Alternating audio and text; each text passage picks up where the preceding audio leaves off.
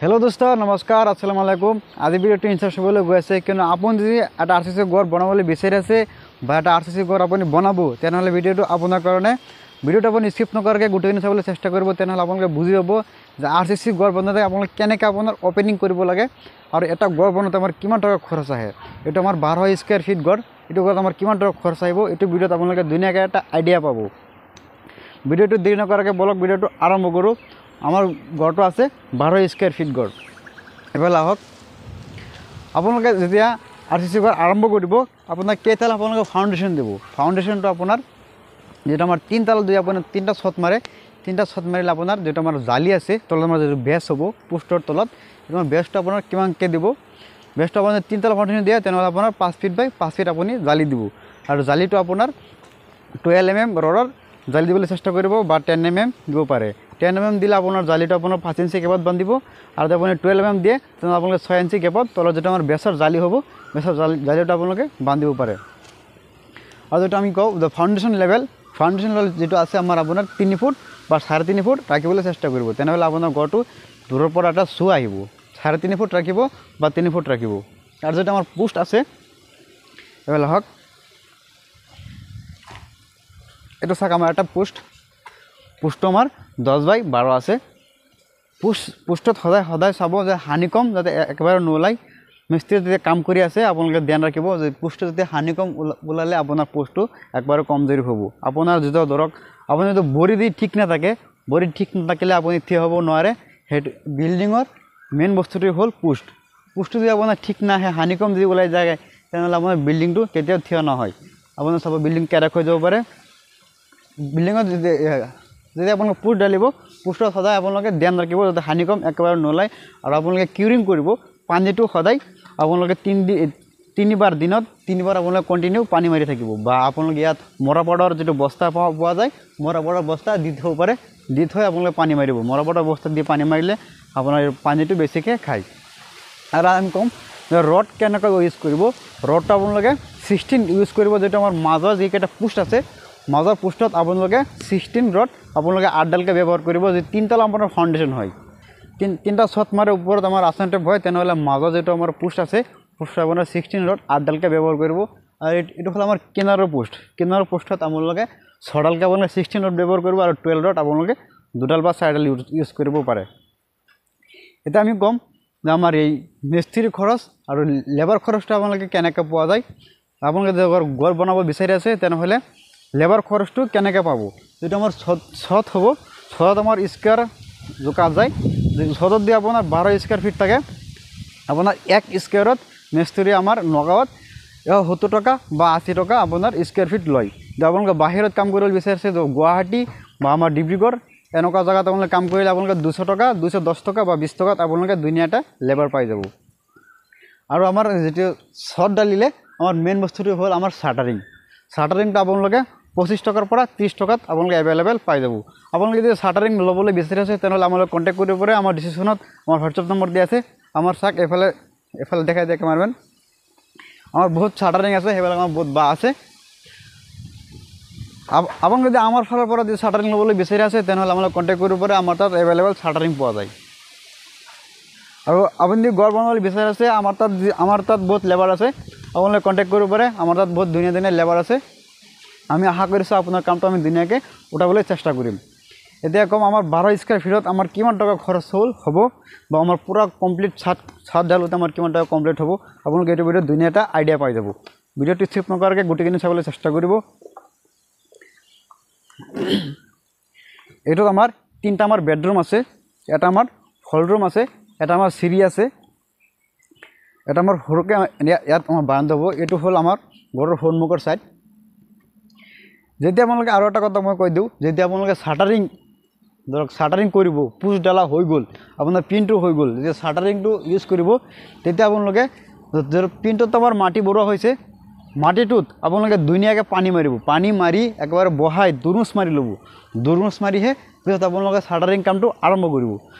যদি আপোনালোকে পানী মাৰা নাই এনেকৈ মাটি বহাইছে আৰু পিছত শাটাৰিং কৰি দিছে আমি এটা স্কিমত হেৰিয়াটো লগাই দিছোঁ চাব কেনেকুৱা হয় আপোনাৰ মাজত এনেকুৱা দাবি যাব যেতিয়া আপোনালোকে মাল ওপৰত ইউজ কৰিব যেবোৰ মিচিঙে মাল দিব চাব এনেকৈ বহি গৈছে যদি আপোনালোকে এইটো মাটিটোত দুমুচ মৰা নাই বা ভালকৈ বোকা কৰা নাই ভালকৈ বোকা কৰি আপোনালোকে ধুনীয়াকৈ পানী মাৰি পিছতে চাটাৰিং কামটো আৰম্ভ কৰিব আই হোপ মই কোৱা কথাখিনি আপোনালোকে ধুনীয়াকৈ বুজি পাইছে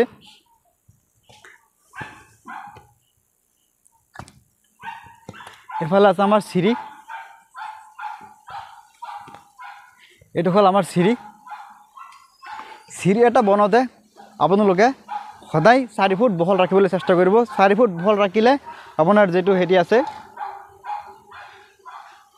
আপোনাৰ যেটো এনেকুৱা বহল হ'ব এফালে যেটো আমাৰ বহল হ'ব বহলটা আপোনালোকে 4 ফুট ৰাখিবলৈ চেষ্টা কৰিব 4 ফুট ৰাখিলে আপোনালোকে ধৰক গাঁথনি কৰিছে সাইডত আমাৰ ৰিলিং পুছ হ'ব মই ওপৰত গৈ আপোনালোকে ধুনীয়াকৈ বুজাই দিছোঁ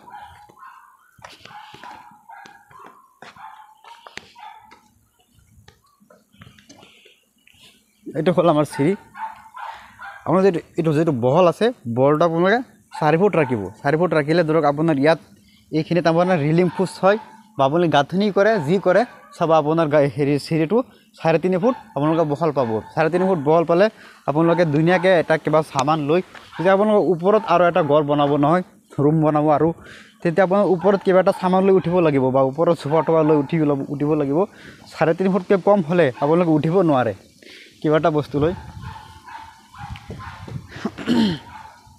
এটা চাক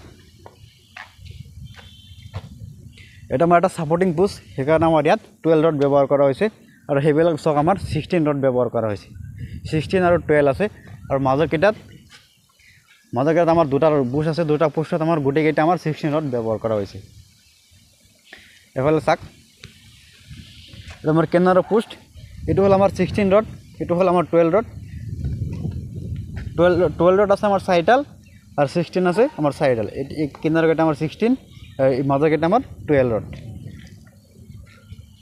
এতিয়া আমি কম যে এটা ঘৰ বনাওঁতে আমাৰ কিমান টকা খৰচ হয় 12 স্কয়াৰ ফিটত আমাৰ দেই এতিয়া আমি কম যে আমাৰ কিমান টকা খৰচ আহিব 12 স্কয়াৰ ফিটত আমাৰ যেটো ৰড আছে ৰডটো কিমান লাগিব এটা মই কৈ দিছো ধৰক আপোনাৰ 3 তলা ফাউন্ডেশন হ'ব 3 তলা ফাউন্ডেশন হলে কিমান ৰড লাগিব 3 তলা ফাউন্ডেশন হলে আমাৰ ইয়াত আমাৰ সব কয়েল লৈ আমাৰ 30 কুইন্টাল ৰড আমাৰ ইউজ হয় এটা আমাৰ ওপৰৰ ছত লৈ তলত আপোনাৰ বিম আছে তলত আমাৰ জালি আছে আৰু এইবিলাক আমাৰ পুষ্ট লৈ আমাৰ 30 কুইন্টাল ৰড আমাৰ হৈ যায় 12 স্কয়াৰ ফিটত আৰু যদি আপুনি ভাবি আছে যে আমি এটাই ছত মাৰিম এটাই ছত মাৰিলে আপোনালোকৰ বহুত ডিফাৰেন্স হ'ব 18 কুইন্টাল ৰডত আপোনালোকে এটা ছত মাৰিলে ধুনীয়াকৈ আপোনাৰ কমপ্লিট হৈ যাব আৰু যদি ভাবি আছে যে আমি দুটা ছত মাৰিম দুটা ছত মাৰিলে আপোনাৰ এটা ছতত কিমান ৰড লাগিব এটা ছতত আপোনাৰ 25 কুইন্টাল সব কয়েল লৈ আপোনাৰ 25 কুইন্টাল ৰড হৈ যাব ফাউন্ডেশন বেছি হলে আপোনাৰ ৰডটো বেছিকৈ ইউজ কৰা হয়